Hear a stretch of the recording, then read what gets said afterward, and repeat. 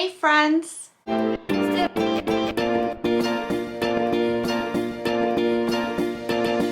My name is Desiree, aka Momma Friendly, and I do all sorts of videos on my channel, from cooking videos to planner videos, vlogs, hauls, homeschool videos with a Disney twist, a little bit of everything. So if any of that sounds like fun to you, I hope that you'll subscribe and join me on my YouTube adventure.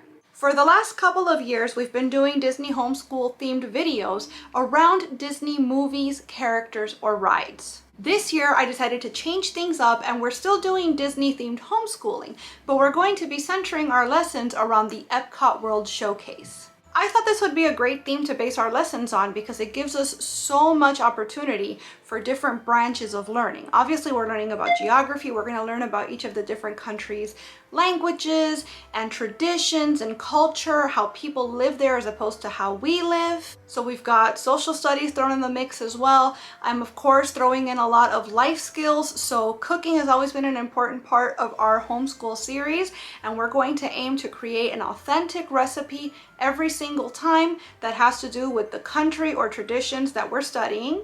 And of course, from a sensory perspective, I love including art projects in our theming, so every video is going to include at least 1 or 2 different art projects. Something else to consider is that my child is on the autism spectrum. He has nonverbal autism, and so we're going to be tailoring the activities obviously to his level because he is the child that I am teaching. You can of course feel free to tailor these activities to whatever developmental or educational level makes sense for the kiddos that you're teaching. I'm gonna do my best to include resources and activities in a Pinterest board that pertains to each and every theme. So all of these videos are gonna have a Pinterest board linked in the description box so you could check it out. This will give you some ideas for activities that we didn't get to cover in the video, or even ideas for taking the activities we did do and tweaking them to fit kiddos of different ages or different abilities. One big consideration that I wanted to make before jumping into this particular string of themed videos is that I wanted to make sure to approach this from a place of cultural appreciation and not appropriation. I want to be able to respect the people and the traditions of these countries without resorting to tropes. That being said, we're going to try to be as authentic as possible in all of our facts, in all of our art activities, especially in all of our recipes. I'm going to try my best to outsource this information from people native to the countries that we're studying wherever I'm able. So now that I've explained a little bit about what we're trying to do here, let's jump into the country for this month.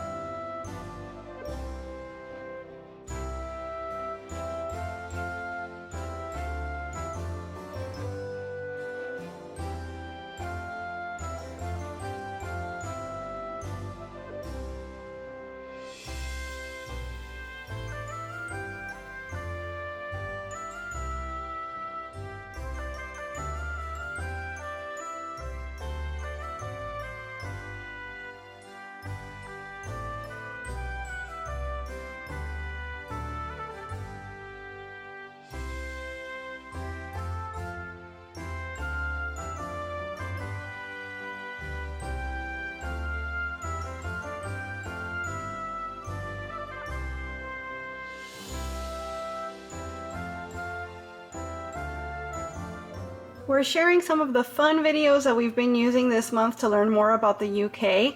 So I have a collection here that I've got in a playlist. I'll have the playlist linked down below in the description box so that y'all can check it out. But I've got a bunch of videos here, facts about the UK for kids. We've got UK money explained. It was actually not super easy to find these videos because if you search UK documentaries for kids on YouTube, there's a lot of really depressing stuff that comes up, but I did manage to find some of these. We've also got a fun little song here about all the different places that make up the United Kingdom, a couple of sightseeing videos for London, which is of course the capital. I've got a video down here about family-friendly facts about the UK, and lastly, of course, we have a tour of the pavilion from 4KWDW. This is of course my favorite channel for all things Disney tours. He gets right to the point. There's no extra talking or anything. It's just an immersive experience as if you were in the park. Feel free to ignore the lamp reflecting off our computer screen here. But you can see we've got the gardens in the UK. There's a bar if you're of age to go in there. See, Rose and Crown Pub. It's a restaurant as well, so you can go into the restaurant portion with the kiddos.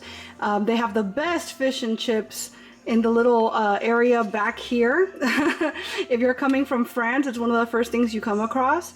And you can actually meet Alice in Wonderland here, if I'm not mistaken. You can definitely meet Mary Poppins here. There was some talk of a Mary Poppins ride coming to the pavilion in the next couple of years. I'm not sure if that's still in the works or not, or if it was just an idea that was being floated. Speaking of Mary Poppins though, we did do a Mary Poppins themed homeschool video ages ago where we made some allergy friendly cake pops and we made our own kites so we could fly a kite just like in the movie. So if you want to see that video, I'm going to have it linked in the description box and also up in the corner. But as always, I highly recommend you watch this tour and of course all of the other videos, all the documentaries, etc. that I found for the UK. They're all going to be linked down below in a playlist for you. Alright Pallies, so for our British recipe, we're doing a very loose interpretation of Bubble and Squeak. It's called that because that's the noise that the cabbage makes on the cooking surface, which I think is really funny. But Bubble and Squeak is typically mostly a potato and cabbage based dish, and it's meant as a way to use up leftovers. So you could put other veggies in there, you could put meat in there. Pretty much the main point that makes it a Bubble and Squeak is the fact that it has potatoes and cabbage. So for our version today, which of course is going to be gluten and dairy free because that's how we eat, we're going to use 6 tablespoons of butter or vegetable oil. I have my favorite plant-based butter here, so this is what I will use. Half a cup of finely chopped onion. I'm going to use half of this onion. Is that half a cup? I don't know, but it's a good sized onion. I like a lot of onion, so that's what I'm doing. 1 pound of mashed potatoes, which according to the recipe should be roughly 2 cups. So I've got 2 cups of mashed potatoes here. I just used instant and I didn't add any milk or butter or anything to it. It's just water, seasoning, and the potato flakes. But again, this is where leftovers would come into play, right? So if you happen to have leftover mashed potatoes, which, what are those? Then this would be a great way to use them up. 1 cup of leftover vegetables. So the examples that they give here are cabbage, kale, peas, cooked carrots, cooked Brussels sprouts, just as long as they're finely chopped. So I'm gonna use half a cup, since this is supposed to be 1 cup total, half a cup of this coleslaw mix, which has seen better days. This is green cabbage, red cabbage, and carrot. And then I'm also gonna use half a cup of these peas and carrots from the freezer. Optionally, but we are opting to do it, you can throw some meat in here as well. So you can use bacon, leftover roast, sausages, ham. Again, the only thing you have to keep in mind is that everything should be uniformly chopped so that it's all just like a big mash of things at the end. We have leftover bacon, so that's what we're going with. You also want salt and pepper to taste, and also as an option that we are opting into, you can serve it with either fried or poached eggs. So that's what we're going to do. Alright, Kiddo decided he was going to eat the bacon that I had prepared. So I've got some bacon over here now in its place. And shifting to right here, I've got a very big pan. And I'm going to melt my 6 tablespoons of butter, which seems like a lot of butter, over medium heat. We just want to make sure that it melts but doesn't brown. And once it's melted, I'm going to add in my finely chopped onion, so about half of this. I ended up chopping the whole thing. And we're going to fry it gently for about 3 minutes until the onion is soft and translucent. I've just turned the heat up ever so slightly as directed in the recipe. And I've got to say, from what I've seen of British culture, I know that a fry up is like a common thing. They enjoy their fried foods. But I feel like this amount of butter is kind of excessive. Maybe I'll feel differently once I put everything else in here. So now we're going to add in our mashed potatoes. I'm going to try to do this gently so that I don't make the oil spatter at me. And There we go. That's all of our mashed potatoes. And we're gonna put in our vegetables. So I've got my coleslaw mix, my carrots, and my peas there. This is where we're also gonna be putting in our leftover chopped meat, or in our case, our freshly prepared chopped meat. So I'm gonna take my bacon out of the pan and directly into this one.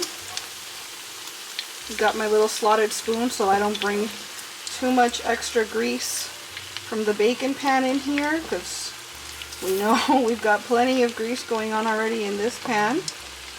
Perfect. And so now I'm going to give this a little mixy mix. Get everything kind of incorporated as well as I can in here, along with all that butter. And so the recipe says to fry for at least 10 minutes.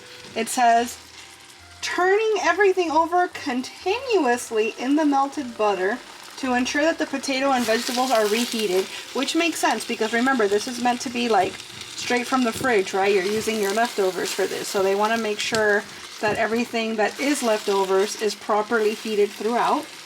It also says you're aiming to brown but not burn the outside edges of the vegetables. So occasionally press the mixture down into the pan so that it browns a little bit before you turn it. That seems properly mixed to me. I'm not going to be constantly turning it because I do want to give it the opportunity to brown some. So I'm going to set a timer for 10 minutes, and every like 2 minutes or so I'm going to come and like just try to flip, not the whole thing over because I don't think that's realistic, but kind of as whole as I can. And in the meantime, I'm going to fry up my eggs so that in about 10 minutes time we'll be ready to eat.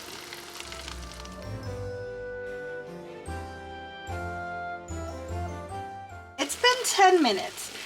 Based on the recipe, I should have like almost a hash brown looking thing now, but I think because I mixed everything in here and the butter got into the potatoes, I still have, well, a mash. But you can see that there's all sorts of like crunchy cooked up bits in here, so we definitely have some texture going. Everything is definitely heated through and it smells incredible. So even though I didn't quite get the hash brown cake type experience here, I'm gonna go ahead and call this a success. So if yours had come out a little drier and you were able to like just pick it all up and flip it over at this point, they would want you to flip it, smash it down for another minute to make sure that the other side gets nice and crunchy as well. And at that point, you're gonna go ahead and season with some pepper. You're gonna season with some salt.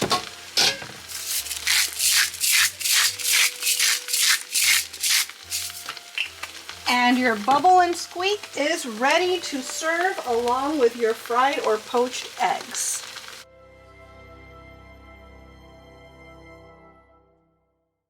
How fun is this? I was looking for like a little bit of an extra thing that we could do for our UK study, and I realized that among many UK instruments, the bagpipes are included among the list. And we don't really get a whole lot of exposure to bagpipes in the States very much, but I found this really cute one on Amazon, and I think it's like a legit bagpipe, but it's just smaller because it's meant for children. It's got the little mouthpieces here. I guess that's where you play it. Nope, this might be where you play it. Oh my goodness, I have no idea. I know that my son's gonna have a lot of fun messing around with this. And I just think it looks kind of cool. Also, our last name, even though we are Hispanic, like from various countries, but all of them Hispanic for the most part, my husband's last name has Scottish roots.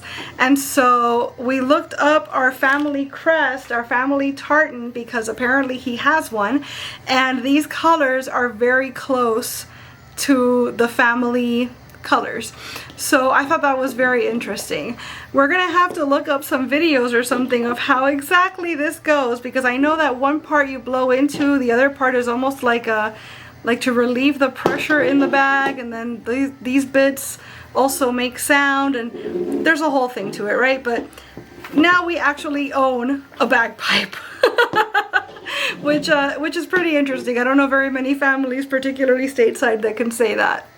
For our UK themed art project, I went and checked out our global art book as usual. That's been my reference for all of our art activities all year long. And one of the UK themed activities in there was paper quilling, which I had never heard of. And there were a lot of things involved as far as materials, so I decided that to make my life a little bit easier, I'd go online and see if any kits existed. And sure enough, I found a beginner's quilling kit that brings everything you need for 10 projects. So I'm going to have this link down below. I'm just opening it now for the first time. Okay, interesting. So we've got a whole little kit here that's very cute with a bunch of strips of paper. And so quilling, basically what it is taking like strings of paper, shreds of paper, and twisting them into themselves so that they curl, and then using those curled papers to kind of paste onto things and make art with them. So that's obviously a very simplistic explanation of it, but that's kind of what it boils down to. So here's a little reference guide it brings. It says to make sure you have all your tools ready, choose what design you want to make, take a colored strip of paper and roll it around the slotted tool, which I guess is this one. And I don't know how easily you're going to be able to see that because it's extremely fine. But basically, in the point of this tool right here, there's a slit. Let me see if I could find it with my nail.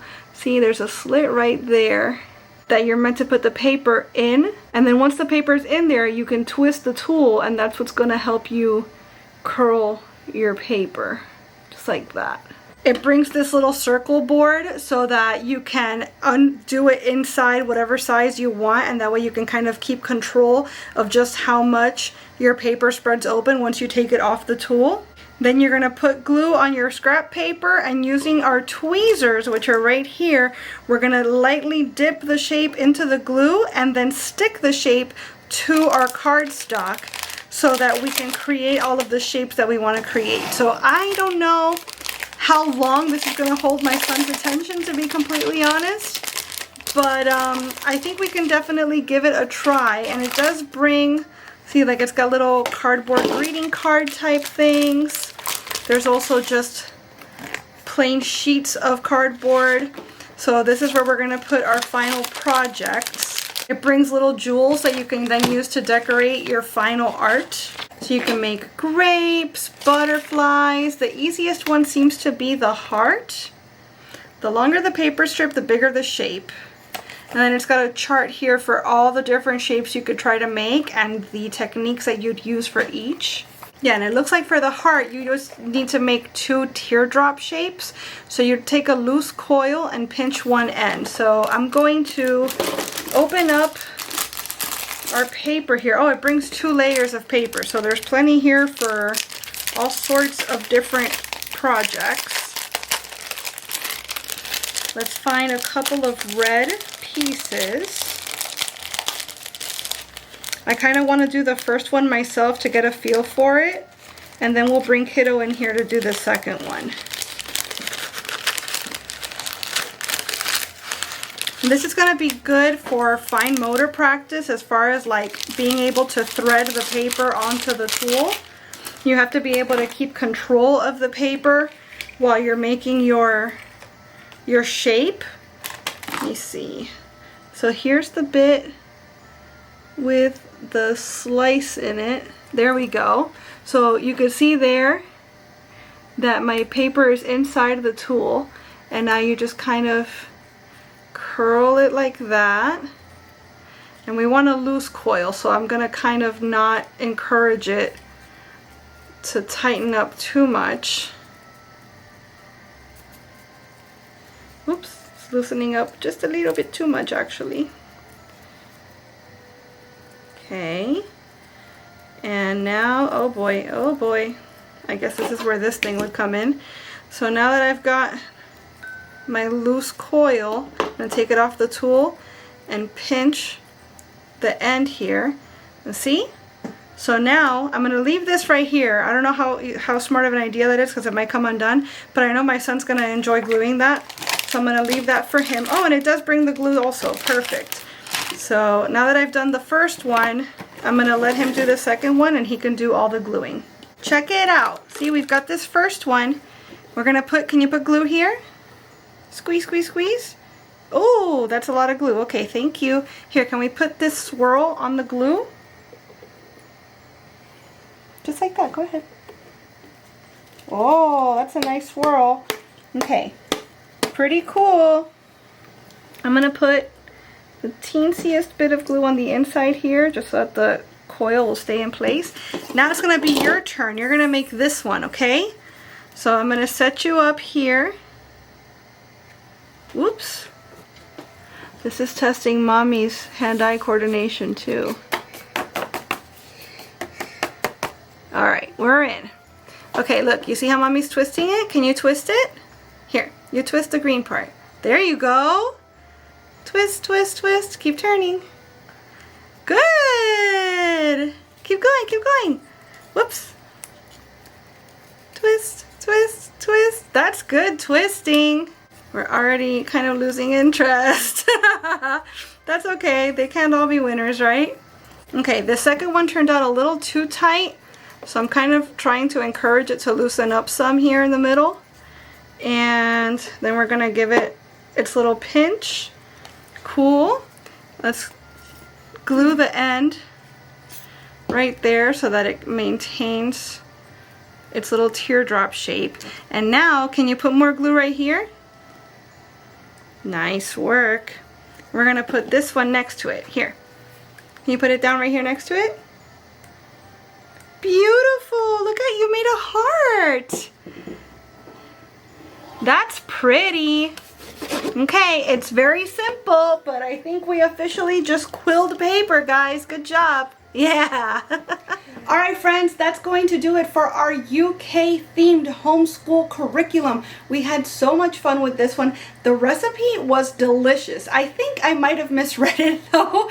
I might have used 6 ounces of butter instead of 6 tablespoons, which is like double probably. And so that might be why I ended up with the texture that I did.